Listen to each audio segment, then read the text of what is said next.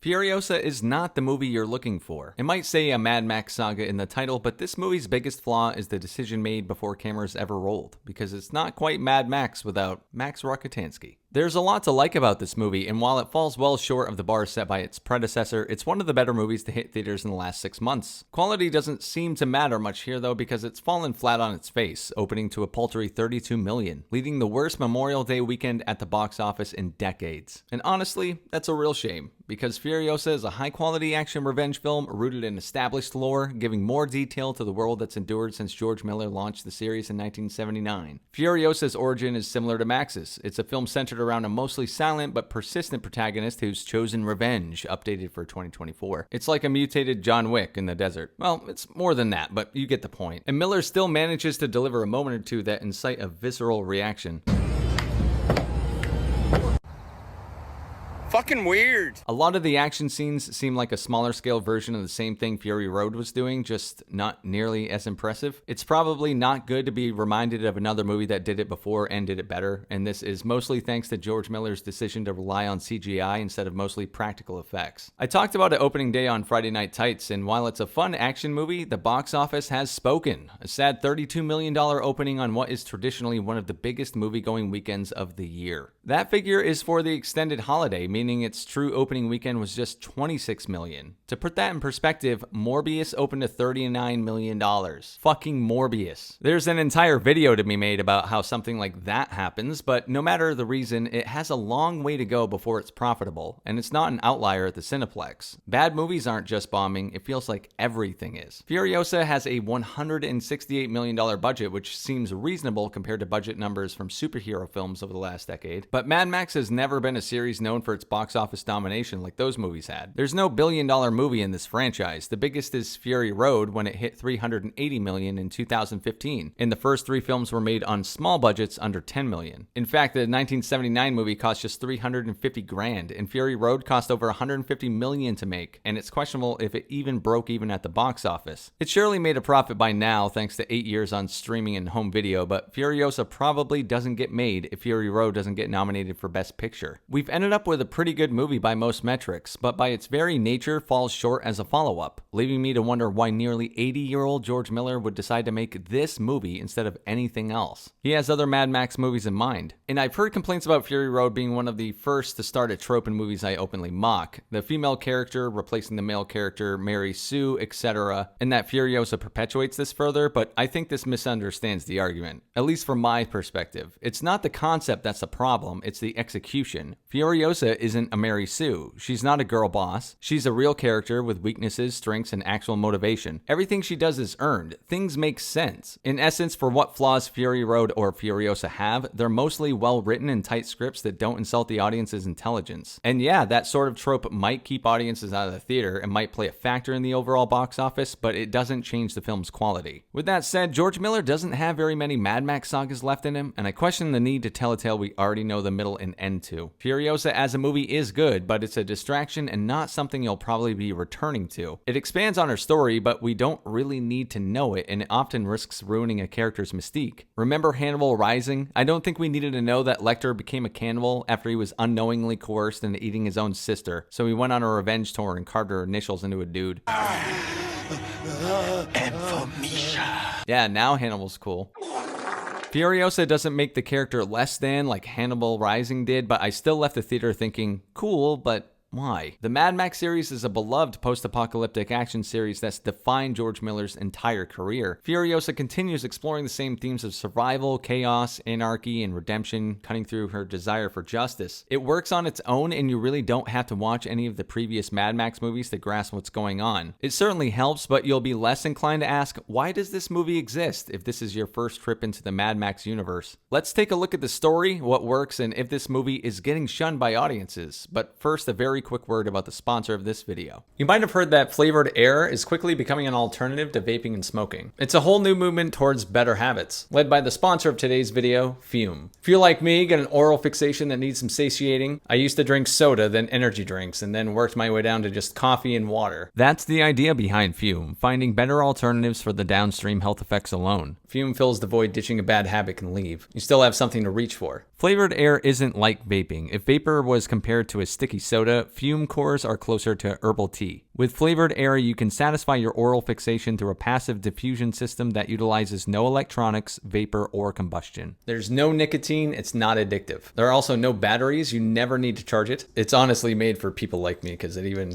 has a fidget spinner. There are a ton of delicious flavors to choose from. I personally suggest the orange vanilla, that's definitely a favorite. Fume has served over 150,000 customers, and you can be the next success story. For a limited time, use my code MovieCynic to get 10% off a journey pack. Head to tryfume.com, that's tryfum.com, and use code MovieCynic or scan the QR code on screen to save 10% off your order today. Thanks to Fume for sponsoring this video, and now back to it. The story of Furiosa.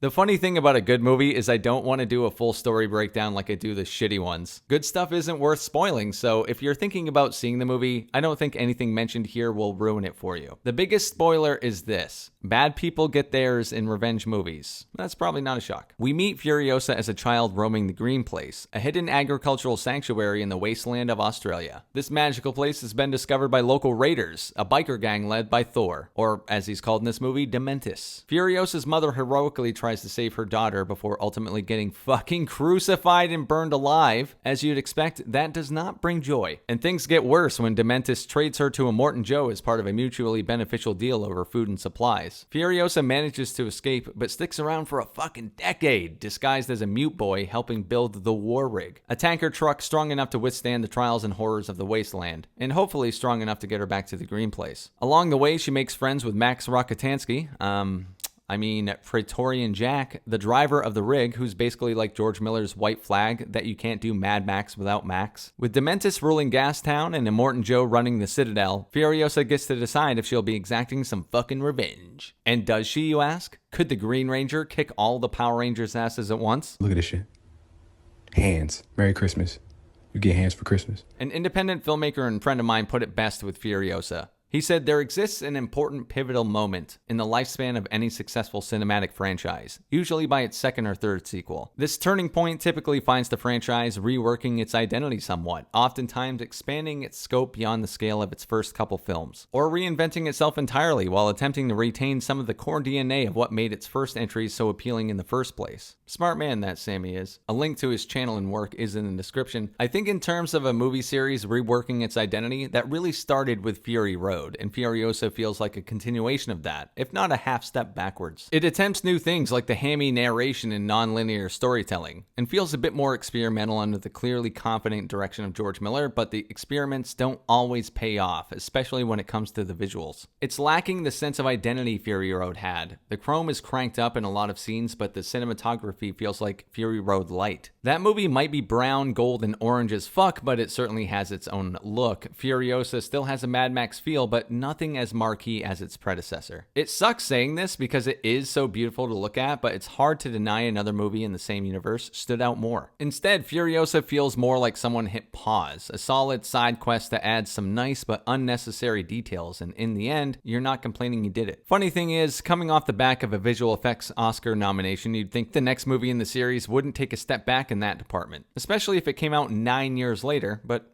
here we are. Where Miller decided to use as many practical effects as possible in his last venture to the wasteland, he's decided to take things easy and dive deeper into the world of VFX here. We all know CGI can be an incredible tool when enhancing an image or displaying something on screen that can't be replicated, and Miller used it that way in the last outing, but Furiosa is filled with ugly CGI and awful obvious green screen that took me out of the movie multiple times. Most of the time the visuals are stunning, and as I mentioned before, the action scenes, while redundant, are still well done, but the CGI is ugly as often as it is good. Maybe it's Miller's age that made him want to take the easier route and use CGI and green screen. Hell, who can blame a nearly 80-year-old for not wanting to run around sand dunes for months? As far as the characters are concerned, being a prequel, a lot of them are recognizable, but Chris Hemsworth as new villain Dementus is the best part of the entire movie. You've seen bits and pieces of this character in his previous work. In some ways, Dementus is like a multiverse villain version of Thor. I mean, he's even wearing a cape for most of the movie. Hemsworth is not quite in the realm of Daniel Radcliffe and Harry Potter when it comes to being identified as one character for the rest of his career, but even if he was, he's still clearly having a blast playing Dementus, and he's the perfect balance of villainous and hilarious. Miller and co-writer Nico Lathoris give him some fantastic dialogue to chew on throughout the movie, especially the end, and the only thing bogging down his performance is that fucking nose. Yeah, for whatever reason, they decided to give Dementus the Gandalf treatment, except with prosthetic effects that are way worse than they were 25 years ago, apparently. No offense to the costume department, what's fucking crazy about this is they won an Oscar for this 9 years ago, and here we are with the best character in the movie constantly distracting the audience with the most glaringly fake nose possible. The skin tones don't match well in multiple shots, and it stands out even worse when the lighting hits it from certain angles. He looks like he's only missing the fucking glasses and he complete the nose and mustache Halloween mask. Hello, my baby. Hello, my honey. Hello.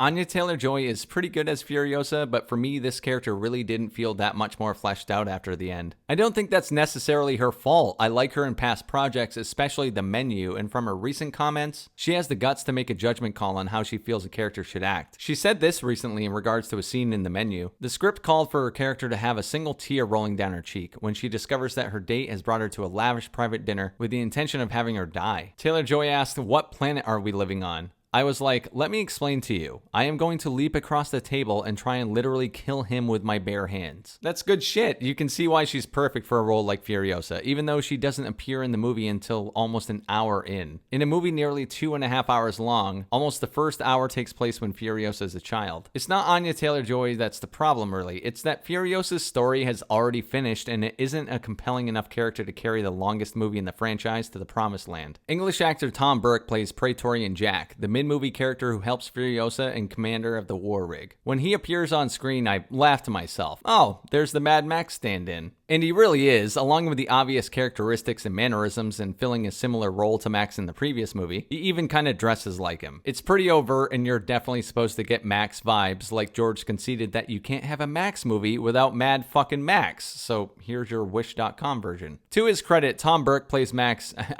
Praetorian Jack as you'd want, as the stoic, confident, badass mentor. Besides Max/Jack, Furiosa has an outrageous cast of supporting characters, just as you'd expect. From a returning personal favorite of mine, Immortan Joe, that fucking character design is iconic as hell, to the history man who makes himself indispensable in a dog-eat-dog world. No matter where you look, there seems to be someone interesting. Just don't tell George. He might spend the next 9 years making a movie about the gangrene underground maggot lady. I mentioned Chris Hemsworth stole the show and has some excellent dialogue to work with near the end of the movie, but it's solid throughout the whole thing. Like Fury Road, Furiosa is minimal on talking, but when it does, it's usually being uttered by a villain. Whether it's Dementus, Immortan Joe, or some other nefarious turd, and sometimes, honestly, there's nothing more pleasing than some great villainous monologue, threat, or stare down. The dialogue portion of the script is fantastic. It's the pacing that's the biggest problem with the movie. I didn't exactly get bored during it, but the opening segment, 1 of 5, is over 40 minutes, and you do feel the entirety of the 2.5-hour runtime. Some sections of this movie are unnecessary or go on for too long, and it could have been trimmed down by at least a half hour. I think after 9 years, Miller wanted us to get our money's worth, but I don't care if it's an hour and a half. Just give me a good movie. If it works, it works. For its shortcomings, Furiosa is still a good movie that's worth a watch whether you're a fan of the franchise or new to it altogether. It's a revenge flick with intense gore effects and steampunk-influenced set pieces and costume design set against a dystopian hellscape backdrop. And that's pretty badass. It's not the best in the franchise, but who can complain when it's that kind of description? Well, a lot of people, it turns out. Furiosa received a B+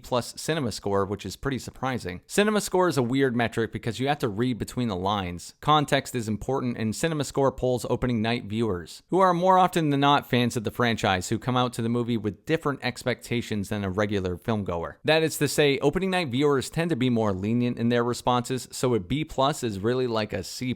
I know everyone hates Rotten Tomatoes, but that's because it's misused and misinterpreted. There is some utility in the black and white data. An 83% audience score on there corroborates the rough cinema score. I wouldn't call it a divide between critics and viewers, but it's interesting to note when you consider the sad $32 million opening weekend. If people were disinterested and opening day audiences weren't exactly pleased, what exactly is Furiosa? Who's the movie for? Is it really because Max isn't in the movie? Maybe it's because audiences are getting smarter about what they watch at home versus versus the theater. If that isn't clear as day, what movies in the past year felt like actual events that required leaving your home for? Oppenheimer, Barbie, Mario, and that theater event feeling made over $3 billion combined dollars. But a movie like Furiosa, fun as it is, looks like an event movie on an IMAX screen, but you have to convince someone it's an event movie to go to an IMAX and see. Even though I love the theater experience, I don't blame anyone for not shelling out for the $15 ticket and the $10 popcorn and the $10 soda. Wait, seeing a movie just cost almost $50 a person? $50 for one event when a video game you can play for 40 plus hours costs 60 or 70. And you can rent the movie for just $4 when it comes to streaming in a month? Ow, it can't be anything like that.